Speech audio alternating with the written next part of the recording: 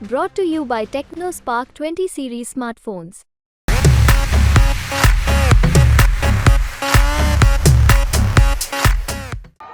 साथियों, आज आप लोगों के बीच सातवें और अंतिम चरण के मतदान के लिए आग्रह करने आए हैं।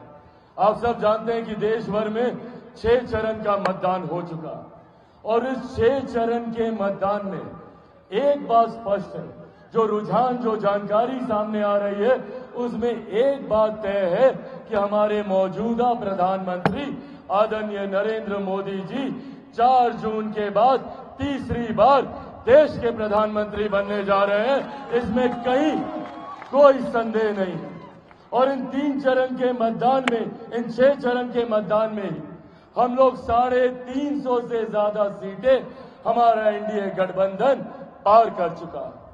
7वें चरण का मतदान अब उसके लिए प्रचार चल रहा है। तो साथियों, जब ये बात तय है कि 4 जून के बाद मौजूदा प्रधानमंत्री आदरणीय नरेंद्र मोदी जी को ही देश का प्रधानमंत्री बनना है, तो ऐसे में हम लोगों की जिम्मेदारी बढ़ जाती है।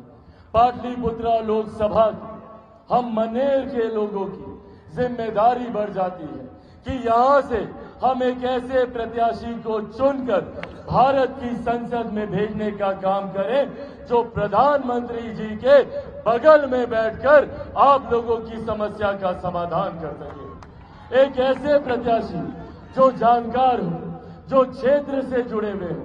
और ऐसे में मुझे इस नाम को गर्व से लेने में कहीं कोई संकोच नहीं है। ना सिर्फ इसीलिए कि वो जानकार व्यक्ति हैं, ना सिर्फ इसीलिए कि वो अनुभवी हैं, ना सिर्फ इसीलिए कि उनकी तत्परता आपके प्रति, क्षेत्र में विकास के कार्यों के प्रति संसद में मैंने खुद उनके साथ रहकर अनुभव किया है। देखा है मैंने कि किस तरीके से आपकी क्षेत्र की समस्याओं के लिए दिन रात बिना इस बात की परवाह किए हुए कि वो कार्य कैसे होगा, मंत्री के पास जाकर, प्रधानमंत्री के पास जाकर, मुख्यमंत्री जी के पास जाकर दिन रात वो प्रयासरत रहे। ऐसे में हम सब के लिए ये सौभाग्य की बात है कि एनडीए की तरफ से प्रधानमंत्री जी का जिनको आशीर्वाद प्राप्त है, मेरे मुख्यमंत्री जी का जिनको आशीर्वाद प्राप्त है, ऐसे अनुभवी मौजूदा सांसद और भावी सांसद, मेरे अभिभावक, मेरे पिता तुल्य आदरणीय रामकृपाल यादव जी हम लोगों के बीच है। एक बार जोरदार ताली आप लोग आदरणीय रामकृपाल यादव जी के लिए। साथियों, जरूरी है प्रधानमंत्री जी का तीसरी बार देश का प्रधानमंत्री बनना। पहली बार देश में एक ऐसे प्रधानमंत्री आए जिन्होंने देश की अर्थव्यवस्था को मजबूत करने का काम किया। आज हम लोग गर्व से कहते हैं कि भारत दुनिया की 5वीं सबसे बड़ी अर्थव्यवस्था है। ये देन मेरे प्रधानमंत्री आदरणीय नरेंद्र मोदी जी की है। जब देश की अर्थव्यवस्था मजबूत होती है तो राज्य का राजस्व बढ़ता है, हर क्षेत्र का आर्थिक विकास होता है, हर क्षेत्र में रहने वाले लोगों के प्रति व्यक्ति आय में इजाफा होता है, उनके हाथ में ज्यादा कमाई आती है। और इसी का परिणाम है कि पिछले 10 सालों में 25 करोड़ से ज्यादा लोग गरीबी रेखा से बाहर निकले। और आज मेरे प्रधानमंत्री जी ये लक्ष्य लेकर चले हैं कि 2047 तक भारत को एक विकसित देश बनाना है। जब भारत विकसित देश बनेगा तो भारत का हर राज्य, बिहार जैसा राज्य विकसित बनेगा, हमारा पाटलिपुत्रा विकसित बनेगा, मनेर विकसित बनेगा, हर प्रखंड, हर पंचायत, हर गांव हम लोग का विकसित बनने का काम होगा। इस सोच के साथ हमारे प्रधानमंत्री आगे बढ़ रहे हैं और जिसकी नींव में उन्होंने कार्य करना शुरू किया। पहली बार देश के एक ऐसे प्रधानमंत्री जिन्होंने दिल्ली में बैठकर एक गांव में रहने वाली महिला के सम्मान की चिंता की, उनके लिए शौचालय बनवाने का काम किया, चूल्हा चौका से हो रहे स्वास्थ्य पर हानिकारक प्रभाव को दूर करने के लिए उज्ज्वला के माध्यम से घर घर गैस पहुंचाने का काम कर रहे। आज हम लोगों को इससे पहले घर पे कोई बीमारी आती थी तो हम लोगों की चिंता होती थी कि कैसे जमीन को गिरवी रखा जाए, महिला अपने जेवर बेचती थी इलाज का पैसा इकट्ठा करने के लिए। पर आज आयुष्मान के माध्यम से 5-5 लाख रुपए का मुफ्त इलाज हमारे प्रधानमंत्री जी करवा रहे। हमारे लिए ये गर्व की बात है कि देश की नहीं, दुनिया की सबसे बड़ी गरीब कल्याण की योजना भारत में चलाई जा रही है, जिसका श्रेय मैं मेरे नेता, मेरे पिता आदरणीय रामविलास पासवान जी को भी देता हूं कि आज उनकी वजह से देश में 81 करोड़ लोगों को मुफ्त में राशन दिया जा रहा है। ये सोच हमारे प्रधानमंत्री आदरणीय नरेंद्र मोदी जी की है। जहां हमारे प्रधानमंत्री ने सरहद से सीमाओं को सुरक्षित रखा, देश की अर्थव्यवस्था को मजबूत किया, अंतरिक्ष के माध्यम से देश को आगे बढ़ाने का काम किया, तो वहीं हम लोगों की आस्था का भी सम्मान किया। इससे पहले जैसे हम सब टेंट के नीचे हैं, 500 साल तक रामलला ऐसे ही धूप, गर्मी, धूल, मिट्टी, बरसात, बारिश में टेंट के नीचे पहली बार देश में प्रधानमंत्री आए और उन्होंने अयोध्या में भव्य राम मंदिर का निर्माण कर भगवान श्री राम की प्राण प्रतिष्ठा उस भव्य मंदिर में करवाने का काम किया। ये तमाम बातें जहां एक तरफ हमारा एनडीए गठबंधन कर रहा है, तो वहीं विपक्ष के भी कई लोग हैं, विपक्ष के भी लोग हैं जो आते हैं, भ्रम फैलाते हैं, बड़ी बड़ी बातें करते हैं। कौन है ये लोग भैया? ये वही लोग हैं जो 90 के दशक में लाठी में तेल पिलाने का काम करते थे।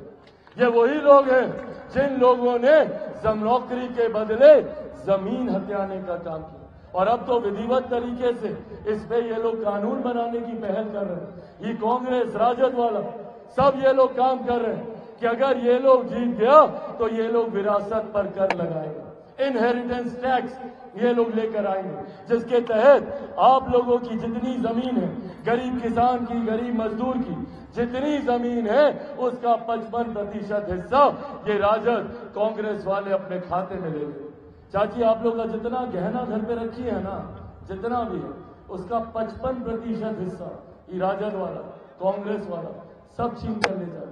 ये कानून ये लोग बनाने की सोच रखते हैं, और ये जानकारी जनता तक ना आए तो झूठ बोलते हैं, कहते हैं संविधान को खतरा है, कहते हैं लोकतंत्र को खतरा है, आरक्षण को खतरा है। ये लोग चिंता करेंगे लोकतंत्र की।